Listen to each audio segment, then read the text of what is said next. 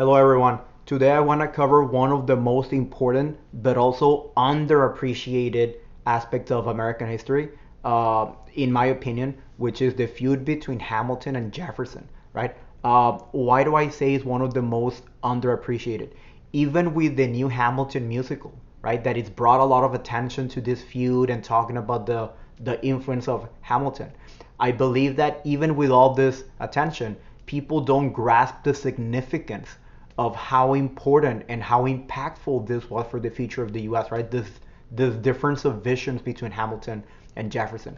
Um, the way I like to think about it is that if you understand the heart of the difference between Hamilton and Jefferson, you're gonna understand why eventually the South secedes, why eventually we have a civil war, right? Why there's so much, division between North and South, right? So nothing highlights this the most as the feud between Hamilton and Jefferson, right? So let's get started.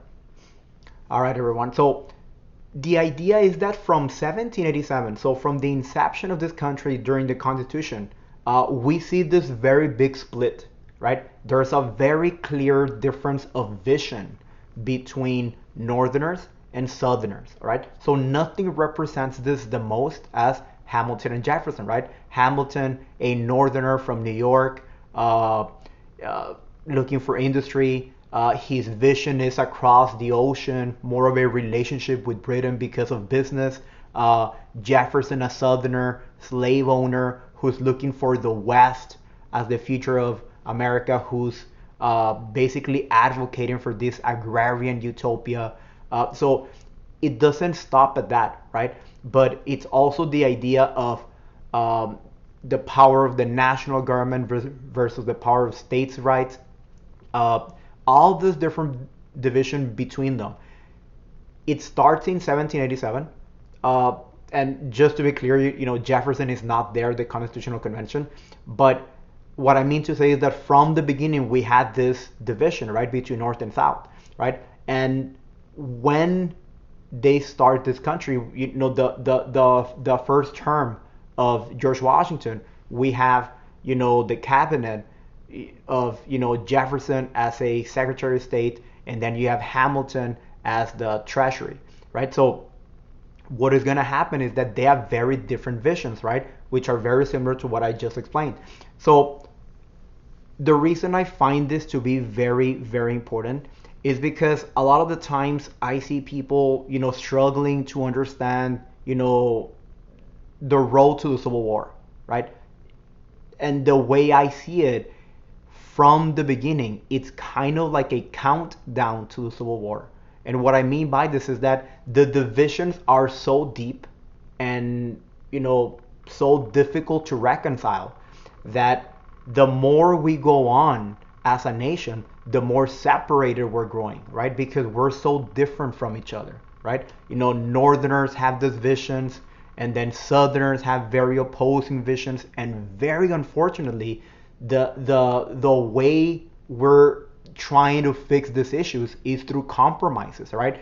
From the Great Compromise to the Three-Fifths Compromise to the Missouri Compromise to the Compromise of 1850. We're always trying to reconcile these differences, but the reality is that these compromises are temporary solutions, right? They're not actually fixing the problem, all right?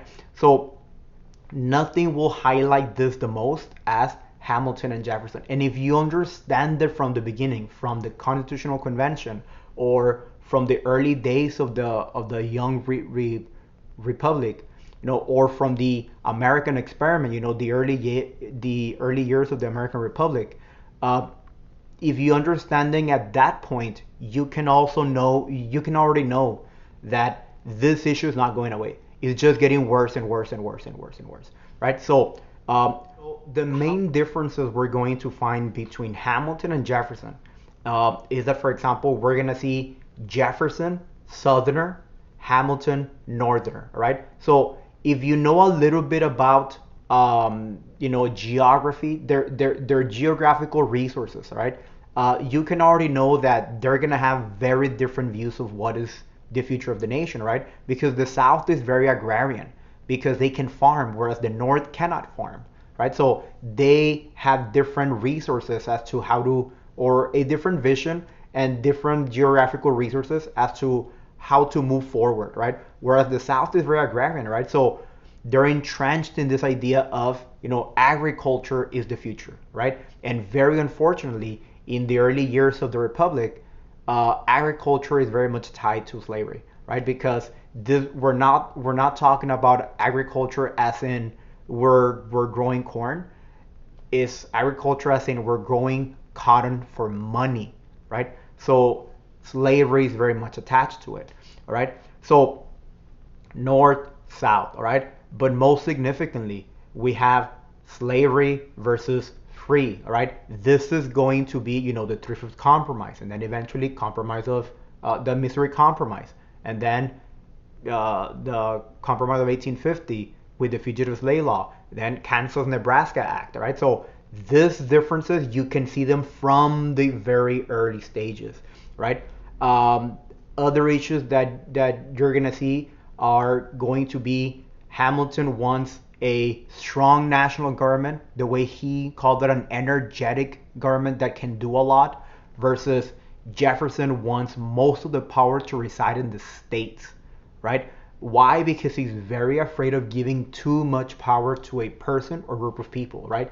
So the other main difference between Northerners, Southerners, Jefferson, Hamilton is the idea of where is the future of America financially, right? In the early economy, right? So Hamilton believes the future is across the Atlantic Ocean with the British as business partners, right? And it makes sense because he is a Northerner, right? The way I like to think about it is that Jefferson and Hamilton, both of them are seeing their own interests, right? But they're short-sighted in a way, right? They can't see that, the northern way is not the only way, and the southern way is not the only way, right? So for Hamilton, it makes sense to believe that the future is across the ocean because he's a northerner, right?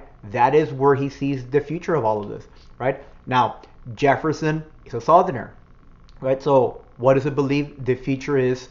Westward expansion, right? He purchases Louisiana for this reason, for his agrarian utopia, right? He believes that everyone should have a farm so we can be virtuous and, don't rely on the government, right? The way Jefferson thought about it was that the less government, the better, right? The only interaction an American should have with the government should be when you mail something in the post office, right? But government out of the lives of the American people, right? Whereas Hamilton sees it as, we need this energetic government, right? We need a government that can do a lot of things, right? But that is going to require you, the people, relinquishing some of the power and give it to the government so they can do positive things for you, right? Building infrastructure, for example, or negotiating deals in the name of the people with business partners across the ocean, right? So there's very big differences between them.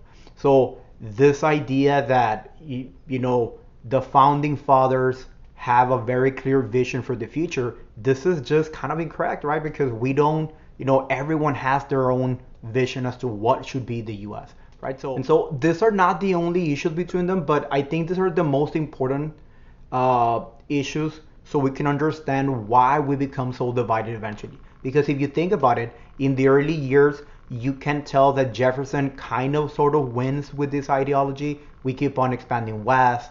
The Federalist Party, the Hamilton Party collapses after the War of 1812, and most of the vision for America becomes the Jeffersonian vision, right? Expansion west, agrarian economy, and then you're gonna see the discrepancy with the Northerners, right? Because for the most part, one of the biggest issues that we covered was slavery. You need to think about it like this: the more we expand west, so the Louisiana Purchase, annexing Texas. Before annexing Texas, we have the annexation of Florida, and then the Mexican cession. The more we continue to expand west, the more we open up the possibility for slavery, and that is a very contentious issue, right? By the time we get to the 1850s, slavery is going to break the nation apart. But if you've been paying attention, the nation has been kind of like always divided, north and south, right? It's always been sectionalized, right? The north looks a very specific particular way, the south looks a very specific particular way, and they look like two different worlds, right? So by 1850, it becomes almost, especially after the fugitive slave law, it becomes almost impossible to reconcile the differences between north and south. That if you've been paying attention from the times of Hamilton and Jefferson, if you don't fix these issues early on, it's going to lead to this secession in 1860, which is going to lead to a civil war, right? So I hope this helped you understand this whole idea of the significance of Hamilton and Jefferson. Again, if you understand this, you're gonna understand the early years of American history. And if you do have any questions, let me know. I'll be around. Be safe, guys. Okay.